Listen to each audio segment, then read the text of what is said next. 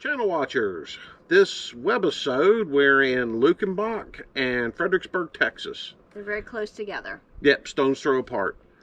The Luckenbach footage turned out, it was good. The Fredericksburg also turned out good, but somebody... Lori lost the footage. I am so sorry.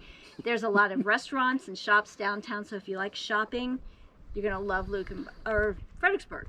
Yeah, it's a really cool little town. So anyways, come along for the ride. Yep, free channel. You get what you get, you know. Exactly. Luckenbach, Texas. I don't know if Waylon and Willie are going to be here, or the boys, but we are. Subaru's here. And we are. Let's check it out.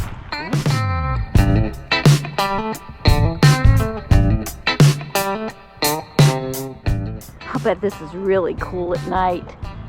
Lights strung up, all these logs to sit on. God, this is a neat place.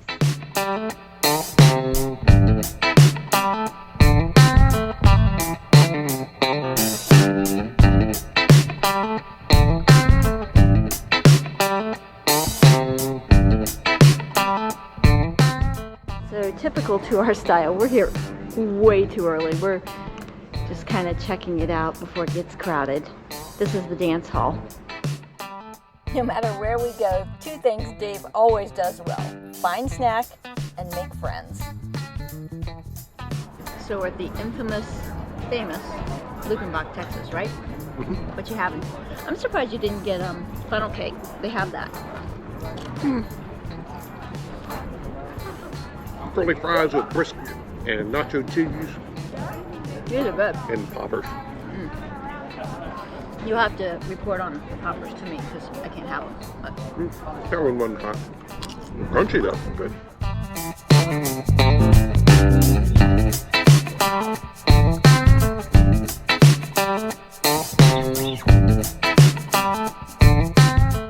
Luckenbach is an awesome venue for just relaxing, hearing some outdoor music, having a few beverages, having a good time.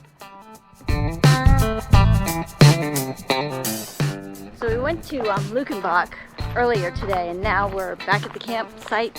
And we're going to walk down to Camp Bakersmith and check out the venue there too.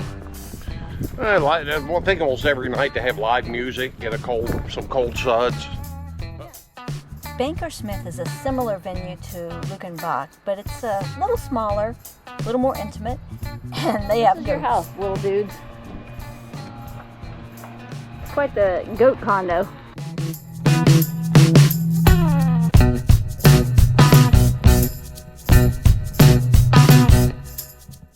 The camping at Bakersmith is in a large field, and they sometimes practice polo there in the field, but they're developing a campground with more facilities soon.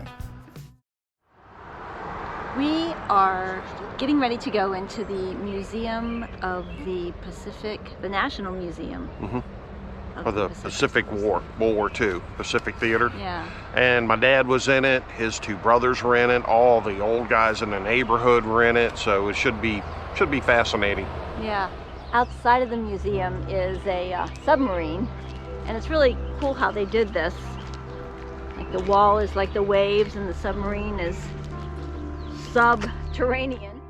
Because Dave's dad flew in World War II in the Pacific, Dave has always been a huge plane buff.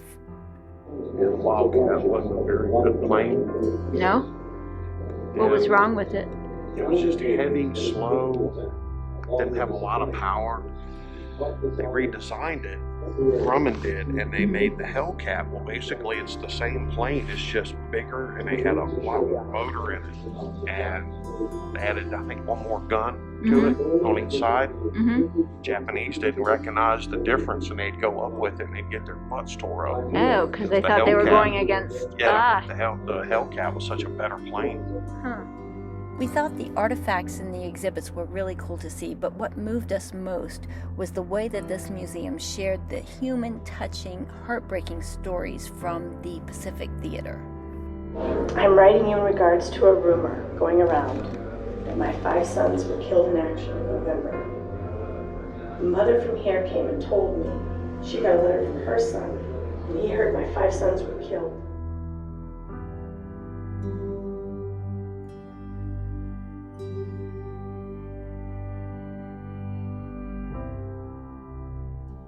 The mutual friendship and respect that Admiral Nimitz and Admiral Togo shared inspired the Japanese people to gift this garden of peace